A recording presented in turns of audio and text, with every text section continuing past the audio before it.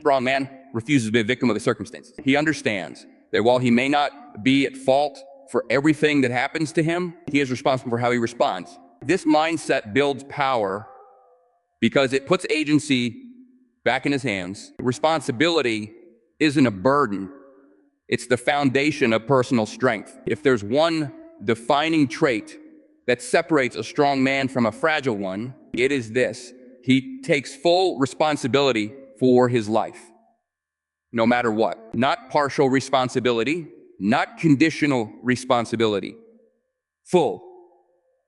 This mindset is not merely a moral ideal, it's a psychological necessity for anyone who wants to thrive rather than just survive. When a man refuses to accept responsibility, he willingly hands over his power. He becomes a leaf in the wind, blown around by circumstances, by other people's opinions, by luck, by excuses. But the moment he says, "This is my life, and I own every part of it," he reclaims his strength. He begins to forge the structure on which character is built. Responsibility is not the same as blame. Life will hand you injustice. You may grow up in a broken family, be betrayed by someone you loved, or be struck down by illness, poverty, or failure. The point is not that these things are your fault. The point is that how you respond is entirely in your hands. That's where responsibility begins. Not in controlling the external, but in mastering the internal. And this is where strength takes root. Because once you realize no one is coming to save you, not your parents, not your boss, not the government, you stop waiting. You stop complaining. There is a deep psychological shift that occurs when a man embraces responsibility. It's the transition from boy to man, from passive observer to active agent. A boy blames. A boy complains. A boy feels entitled. But a man sees that everything he touches, he influences. And so he chooses to become the kind of person who brings order to chaos, not just for himself, but for those around him. In that sense, strength is never just personal, it is relational. A strong man stabilizes his environment. He carries weight willingly. He does what is hard because it's necessary, not because it's comfortable. That responsibility extends to every domain of life. Your physical health, your mental state, your relationships, your ambitions, your past, your future. When you say, no one else is going to fix this but me, you're not being arrogant. You're being realistic. And that realism is the soil. Because when you face the truth about your life without flinching, you start to realize something incredible. You are capable of far more than you've been told. Not because the world is easy, but because you were built to handle the weight of it if you choose to. Now, here's the uncomfortable part.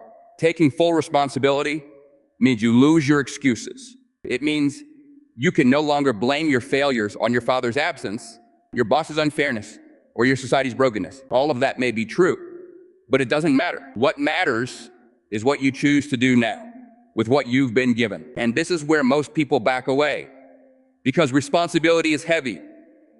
It demands sacrifice. It demands change. It demands that you confront your own laziness, dishonesty, bitterness, and fear. And that's painful. But here's the paradox. Avoiding that pain makes you weaker. It makes you resentful. And it makes you small, because life will hand you responsibility whether you ask for it or not. Through relationships, through work, through fatherhood, through crisis. And if you're not prepared to shoulder that burden, it will crush you. But if you build the inner fortitude to carry it, it will shape you into something solid, something trustworthy, something strong. When you take full responsibility, you start to see failure not as defeat, but as information. You start to see obstacles not as insults, but as invitations. You realize that strength isn't about domination or ego. It's about reliability. It's about showing up, doing the hard thing, and refusing to quit simply because it's difficult. That's what makes a man strong. Not perfection, not applause, commitment to be better today than you were yesterday, and to take ownership of. So if you want to become a strong man, don't start by changing the world. Start by changing yourself. Look your flaws in the face. Admit your mistakes. Own your story. Own your story. And then, with steady hands, begin to carry the weight of your life like it matters. Because it does. In a world where many run from responsibility, be the man who walks toward it. That's where your strength lives. Not in escape, but in ownership.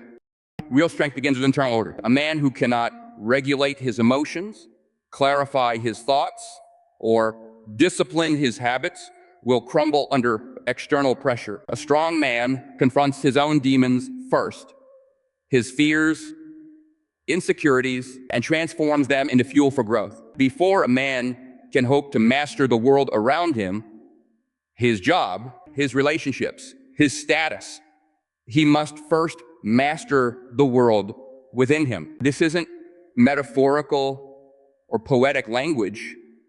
It's a hard psychological truth. You don't get to build a fortress on top of shifting sand. If your thoughts are scattered, your emotions uncontrolled, your will undisciplined, then no matter what external success you chase, it will collapse the moment pressure arrives. And pressure always arrives. Think of it like this. The man who hasn't confronted his inner chaos becomes a puppet of his own unresolved pain. He lashes out in anger and calls it strength. He avoids discomfort and calls it peace. He follows impulses and mistakes them for intuition. But none of these are real power. They're masks. Masks for fear, for insecurity, for emotional disorder. Until you shine a light on the chaos within, you're not acting. You're reacting. And reaction is not freedom. It's bondage. A strong man studies his inner landscape like a map. He asks hard questions. What do I fear? What do I resent? Where do I lie to myself? Where am I weak in discipline? These are not questions for the faint-hearted, because the answers will reveal that some of your suffering is self-inflicted, that you've allowed habits to form that sabotage your growth, that you've been hiding behind excuses. But it's in confronting those truths that inner order begins to form. That's how psychological strength is built, through honest introspection, not shallow affirmations. Now, I want to be clear, this isn't about perfection. No one has a completely clean psyche. We are all at war with parts of ourselves. But strength isn't about achieving a flawless state of mind. It's about recognizing the war and showing up to fight. It's about saying, if I am to carry the weight of my life and contribute meaningfully to the lives of others, then I must make peace with my shadows, or at the very least, contain them. Containment is a critical concept. You don't get to erase your darker impulses, but you can learn to discipline them. The man who doesn't acknowledge his aggression will be ruled by it. The man who denies his envy will secretly sabotage. But the man who looks these instincts in the eye and integrates them, who chooses how to act rather than be hijacked by emotion, becomes solid, reliable, dangerous in the best sense of the word. He's a man others can trust because he has earned his own trust. This process requires solitude, not isolational solitude. Time spent reflecting, journaling, praying, or simply sitting quietly and observing the movements of your own mind. It requires humility, because you will find that you are not as noble or as clear thinking as you believed. And it requires courage, because facing the chaos within means wrestling with pain, regret, and confusion. But if you avoid this, then what are you offering the world? A version of yourself that's reactive, unstable, and uncertain. That's not strength.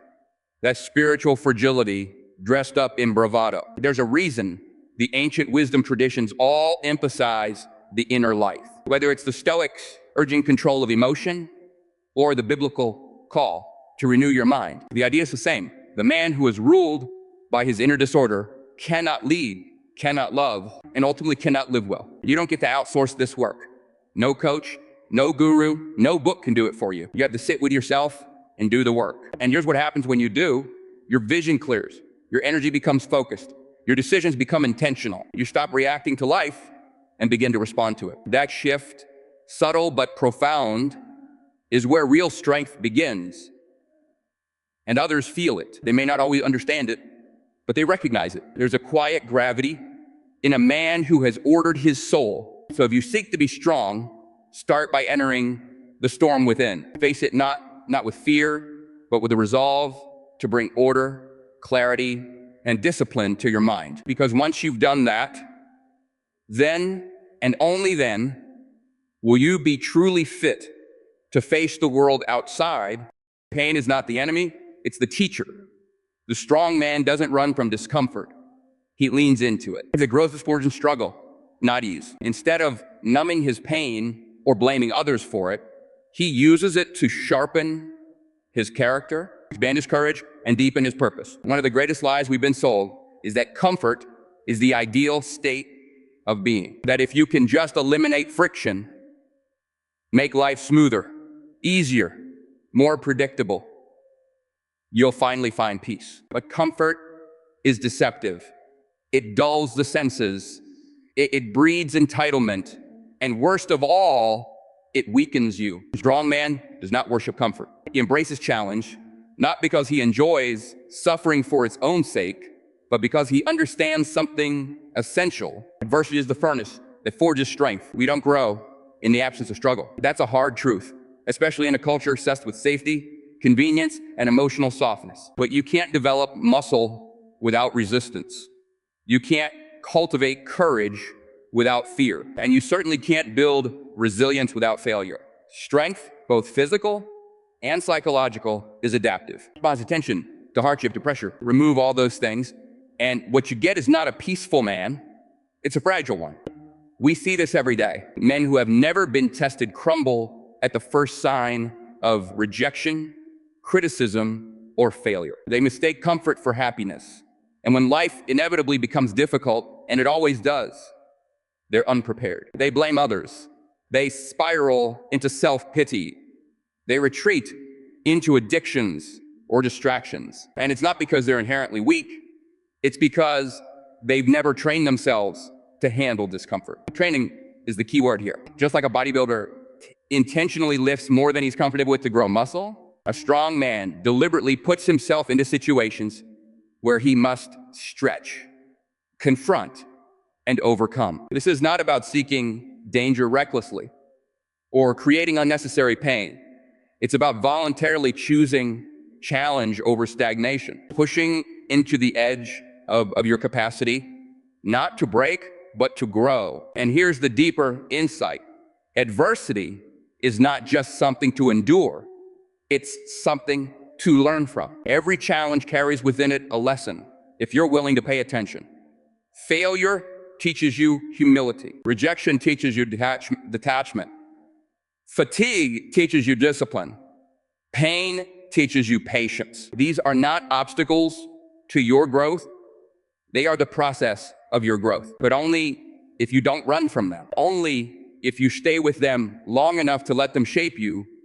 This is where mindset becomes critical. A weak mindset sees discomfort and immediately seeks escape. A strong mindset sees discomfort and asks, what is this here to teach me? That shift from avoidance to engagement is everything. It transforms suffering from a random burden into a purposeful journey. And when you do that repeatedly, over time, you begin to trust yourself. You begin to believe that no matter what life throws at you, you will not break because you've been there before. You've faced worse and survived. And that confidence, that deep, earned confidence, is the mark of a strong man. It's also where leadership is born. People don't follow those who've had it easy. They follow those who've been to the bottom, who've struggled, who've overcome, because those people carry something real, not theory, not shallow optimism, but tested wisdom, the kind of strength that says, I've been through fire and I'm still standing. So if you want to become that kind of man, you must start seeing adversity not as an interruption, but as a path. Welcome it, not with naive enthusiasm, but with steady resolve. Oh. And alls, when things get hard, don't immediately ask, how do I make this stop? Ask, what part of me needs to grow so I can handle this? That question alone will shift your entire relationship with pain and difficulty. And look, this isn't easy. Choosing discomfort when comfort is available feels counterintuitive. But remember this, what feels good now often costs you later. What costs you now? Discipline, risk, confrontation, endurance often gives back tenfold in character, strength, and clarity. The man who runs from adversity remains small. The man who walks into it, learns from it, and grows through it, he becomes unshakable. And in a world of weakness, a strong man who embraces the fire is not just rare, he's necessary. A strong man is not governed by his momentary emotions. He is anchored in principle. He doesn't act based on fleeting moods or impulses. He acts based on what he knows to be right, especially when it's difficult. Strength in its truest form is not loud or boastful. It's quiet, consistent, and deeply rooted in self-discipline. It's what gets him out of bed when comfort says stay. It's what drives him to speak when silence is easier, to stand firm when the world pushes into compromise. It begins with responsibility. And while that word may sound straightforward, in our current cultural climate, it's become something radical. We live in a time when personal accountability is often replaced by blame and victimhood. Of course, it's true that life isn't fair. Some are born into more difficulty than others. Pain, hardship, and even injustice are real. But the hard truth is that no amount of resentment or complaint will ever create progress. Responsibility isn't about blaming yourself for everything that happens. It's about accepting that what happens next is up to you. That's a sobering realization, because the moment you choose full ownership of your life, all the old excuses begin to fade. I am the way I am because of my childhood. I can't succeed because of the economy. I keep falling short because no one ever taught me. These stories may hold truth, but they do not have to hold your future. You are not just a product of your circumstances.